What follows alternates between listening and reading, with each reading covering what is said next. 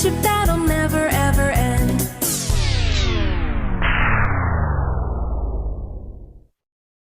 Run!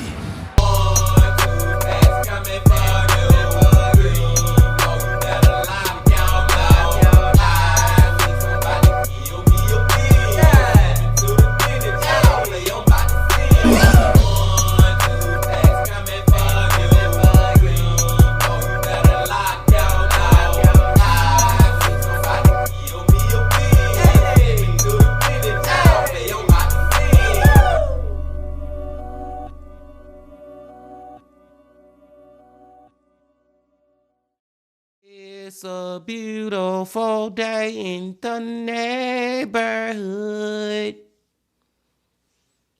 Reaction Beanie Yo for 105.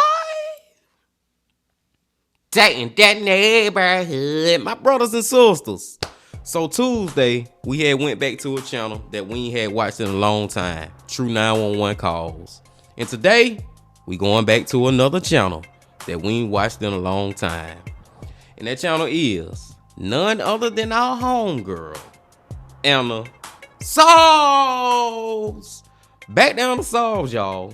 And the title of the video is The 6-year-old and 9-year-old who were shot by remorseless mom by accident.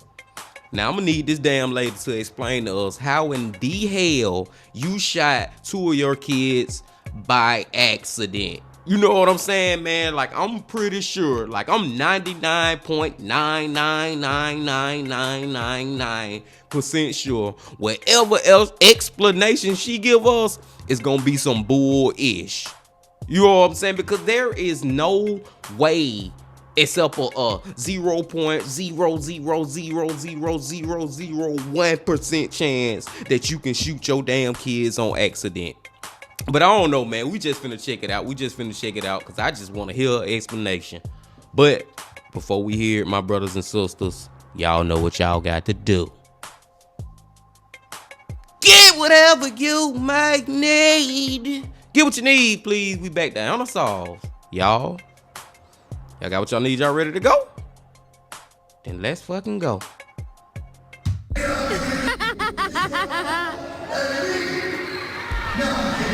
Y'all having a good time? What? Boys! Peanut! What? Tiffany Lucas had two faces. The one where she fooled around with her two sons, and this one. Tiffany Lucas is her name. That's her right there. Look at her. Charged with 2 counts of murder, appeared in a Kentucky courtroom Tuesday. Yeah. How do you even reconcile the two personalities? Do the videos she filmed of herself having fun with her boys even make sense when you know what she would do soon after? In November 2023, her case made headlines all over the world. Her actions were unspeakable, and her explanation was even more so. They're such sweet babies. Nobody deserves that, you know, to die like that. So Why on earth would Tiffany take the lives of 9-year-old Jaden and 6-year-old Maurice? What did she say when she got caught? And where is she now? This is the full story of Tiffany Lucas and her poor sons. And it's like, before we even get into the story, it's already just so eerie or whatever to see her in those films and pictures, video and pictures with her sons. Look like they great mama and 2 son like family relationship they got going on. And to know what she did without even knowing the story is just enough for me. But let's hear the story. On the morning of November 8th, 2023, law enforcement was called to a cul-de-sac in Shepherdsville, Kentucky. Several cars arrived on behalf of the sheriff's office, but it was too late to do anything. 2 brothers, 9-year-old Jaden and 6-year-old Maurice, were lying almost on top of each other, with a red puddle underneath. Even though their own mother was in the house with them, it was a neighborhood who had called 911. The sheriff knew what to do right away. Handcuff 32-year-old Tiffany Lucas. Jaden and Maurice were rushed to the Norton's Children's Hospital in Louisville. However, that was a half-hour's drive away, and they had bullet marks on their heads. Before noon, they entered surgery, but by 2:50 p.m., they were both pronounced dead. Now law enforcement had to try and make sense of what had just happened. Tiffany Lucas is her name. That's her right there. Look at her. Charged with 2 counts of murder, appeared in a Kentucky courtroom Tuesday. She's accused of murdering her 6- and 9-year-old sons, those beautiful boys. Police say she shot them both in the head. How disgusting is that? The day Now see, this just make it even worse talking about you did it on accident. Now, how you accidentally shoot them in the head, lady? This lady's so full of shit, man. All right, I already see that. This is going to be one of those ones where I be pissed off the whole video. I already see it, man. I already see it because this is complete and utter fucking bullshit. And let me calm down, y'all. Let's just keep going. day after the incident, Tiffany Lucas was arraigned by video and without a lawyer present. Judge Jennifer Porter entered a not guilty plea on her behalf and jailed the woman in the Bullitt County Detention Center on a $2 million bond. It's honestly surprising she received a bond at all. Tiffany was interrogated that day. Lo and behold, she played the victim. She said, "I'm in such a bad spot. I'm so stupid. I would never do anything like this unless someone manipulated me." Wait, what? You're in a bad spot. What about Jaden and Maurice? Also, this lady is unfucking-believable. She playing the victim after she shot her 2 goddamn kids. Are you fucking kidding me, lady? What the hell, man?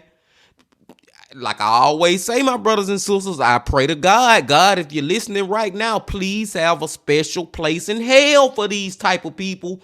Please, she need to go to the parent murderer's hell or whatever, man. Y'all get what I'm saying? Like, it's a special place that she need to go in hell, man. And she just caught so red-handed from the beginning because of the fact that Anna said she is not even the one who called 911. The damn neighbors called 911 while you in the house with them. Shot in the goddamn head. Accidentally. Man, this lady here, bro, lock her up, throw away the key, or put her ass on that death penalty chair. Let's go. So who makes general statements like, "I would never do anything like this unless someone manipulated me"? Why didn't she say who manipulated her and how? Tiffany was the only one at home that day with her 2 sons and a firearm. It would take a master of manipulation to make her do that, wouldn't it? And if her lies weren't clear enough, during the same interrogation, Tiffany said it was an accident. Well, which was it? An accident or manipulation? She indicated that it was an accident. Quote, "It was an accident," end quote. She also made some comments such as, quote, "I'm in such a bad spot," end quote. Quote, "I'm so stupid," end quote. You right, you stupid as hell. The same question kept popping up when experts, neighbors, or anyone else discussed this case. How on earth did this woman have full custody of her sons? There must have been some red flags, right? Well, the first impression was no. Tiffany seemed to love her 2 children.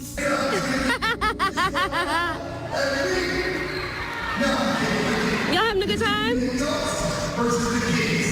What? Boys! Peanut! She posted countless photos of the 3 of them. They were always together, as far as the internet showed, at sporting events, kids' parties, just out and about, wherever the boys wanted to go. And there was a tragic layer to the story too. Back in 2019, Jaden's biological father, who was raising the boys, lost his life. The 2 boys found a lot of comfort in each other and in their older brother, Darrell Howard, who was Jaden's brother through their dad, was old enough to be the boy's father figure. So when his father passed away, he took it upon himself to spend as much time as possible with his brothers. He would become an important father figure to them and a role model. Sadly, he wasn't their protector, and he said he would regret that forever. I should have did more. I should have, if it came to me coming to snatch the boys out the house, I should have did that. And I would hold that on my back for the rest of my life. For both of them boys. We would have took them open arms. We loved them so much. Darrell also said, I feel where he coming from, man. Like, I know that he gonna always feel guilty about what happened, but I don't feel like it's his fault. He shouldn't feel bad and feel like it's really his fault of what happened, man. It's only one person to blame for this. And sadly, it's so crazy. It's they mama. It's they mama the one to blame. But I do understand how he would feel.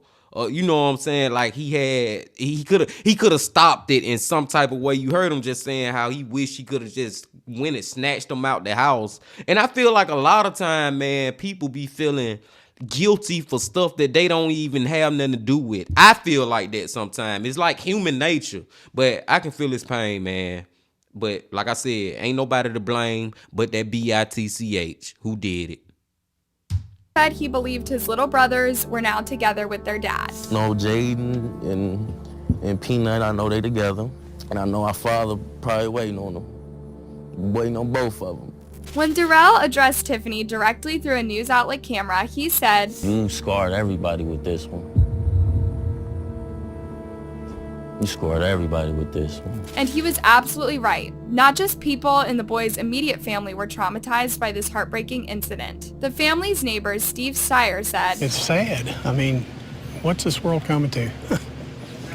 For a mother to shoot her two children like that. Another neighbor, Amanda Mangus, pointed out perhaps the most shocking part of this case. It's devastating. I mean, as a mother, I can't imagine thinking that's the only way. Exactly. It's in fact the opposite of what a mother normally thinks. Most mothers would give their whole world to their children and do anything to keep harm from them. Even experts discussing the case updates had the same thoughts on their minds. It's absolutely heartbreaking. As a mother of four, every time I hear about a parent killing their children, I could just never imagine how do they reach that point. And even looking at her social media, you would think that this was a happy life, they enjoyed time. Social media can be deceiving. It rarely shows a person's happiness or success accurately, let alone highlight mental health issues or severe red flags. But to those who knew her closely, Tiffany was not the perfect mom, not by a long shot.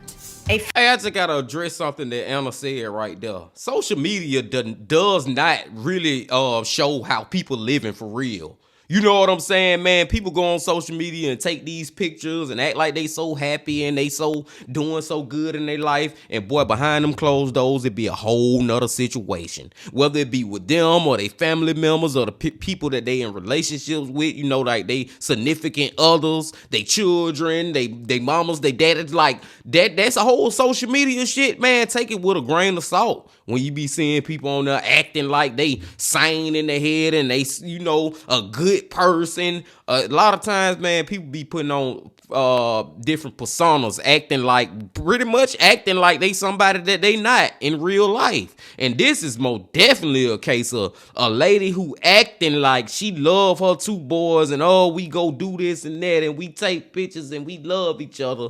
Well, lady, how in the hell could you love your kids and do something like you did to them and then act like you the damn victim? I'm stuck on that part. She acting like she the victim.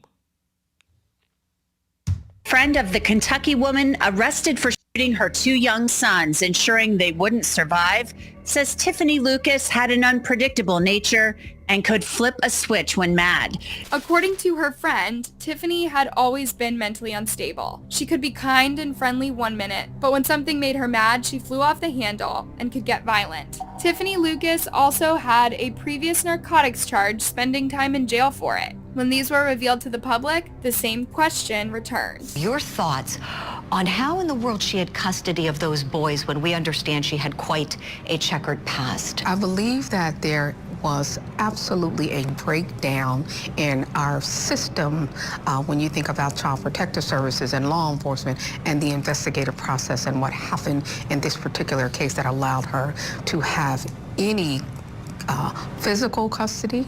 Too many cases. And I gotta speak on that too, man, real quick, man. That right there is something that's going on in our society that really needs to improve like a lot. Child Protective Services, they not really protecting a lot of these kids out here who stuck in these situations with these abusive, unstable parents and stuff, guardians or whatever may have you, man. Like, we have watched plenty of videos, and particularly over on our homeboy Jose Ortiz channel, Evil Intentions, where he have highlighted where there have been signs after signs, worse signs than this. Well, somebody should step in. The government, the Child Protective Services, whatever the term or the word or the people who I'm talking about, y'all know what I'm talking about, should step in and help prevent stuff like this from eventually happening, and they don't. That really need to improve in our society, man. Real talk. Does start with an unstable parent and child protective services that just aren't involved enough or even work in the favor of the parent. Autumn's death is the predictable result of failing to intervene when there are 30 plus reports from so many different people. Autumn and Noah Halla went through literal hell at the hands of their father and stepmom. For years, CPS and law enforcement were called to their address, but each and every case was closed, concluding there was insufficient evidence to arrest the parents or save the siblings. Only when Autumn lost her life in horrendous circumstances did a proper investigation start. An 8-year-old lost her life, and she didn't need to. The last 20 years or so, child welfare has really tried to emphasize being fair to parents, doing justice to parents, but we've kind of lost track of doing justice to children as well. What's the point of child protection services if they don't protect the children? Exactly. The prosecution is seeking the worst type of punishment for Tiffany Lucas. The excuse she made that it was an accidental death. You don't shoot a baby, a child, twice in the head and call it an accident, and then the other one gets shot too. So she lies. She obviously has drug addictions. As far as why. Speaking of why, before the judge can decide what punishment Tiffany deserves, she must understand the motive behind her heinous actions. And while Tiffany is full of lies and conflicting stories, detectives will unearth her history, her relationship with her sons, and any other clues that might point to her motive. I can tell you now, in my 40 plus years of being in this line of work, there are 3 things that I've seen, and it can be these things individually or it can be these things in combination. You can have a individual who is suffering from some type of mental illness. You can have an individual who has some type of substance abuse problem, or that individual can simply be just that evil, or it can be a combination of those things. If mental health, man, I'm sorry, y'all. I know this be controversial when I be saying this, man. But, well, maybe it makes sense to me. Maybe it makes sense to some of y'all too. All I'm saying is, no matter if she got mental health issues or goddamn she on drugs or whatever, none of that really freaking matters, man. Because at the end of the day, she murdered 2 little boys, and these boys happen to be her kids. That's just all that matters at the end of the day. So none of this mental health issues and drug problems should go into the factor when the government or the judicial system or whatever, the courtroom, the jury is deciding her fate. You know what I'm saying? None of that should go into it, man. Because at the end of the day, you took 2 young, beautiful boys' lives who never even had a chance to live. That's the first thing that matters. That's the only thing that matters when it comes to me being for real, for real. You took their lives, man. Now face the fucking consequences. Point blank period. Point blank period. issues are involved, then punishments tend to get lighter. This is why many psychopathic killers try and go for an insanity plea. If they can prove they weren't in control of their actions at the time of the crimes, then they might get a few decades or even just a few years in prison. That's compared to life in prison or even the ultimate sentence. In Tiffany's case, the latter is being considered. The question we're asking this morning, do these crimes warrant the death penalty? We know that capital punishment is legal in the state of Kentucky, but won't apply if a person is deemed to be mentally ill by the court. Law enforcement instructor Sunny Slaughter has strong feelings about this awful case, but she is mindful we can't jump to conclusions before the whole trial unfolds. Emotionally, I want to say yes, but as a law enforcement expert, I need to keep keep the audience informed that facts and evidence matter, including a mental health evaluation and all of the circumstantial and confirmed evidence around this case. So we should not, we might have our opinions, but we need to be careful how we think about this particular case until we have all of the evidence available to us. Judging from what was revealed so far, it doesn't sound like Tiffany Lucas was of sound mind. That fateful morning, her neighbors heard 4 loud bangs. When they rushed to Tiffany's driveway, they found her walking outside and then collapsing. She told them, "My kids are dying."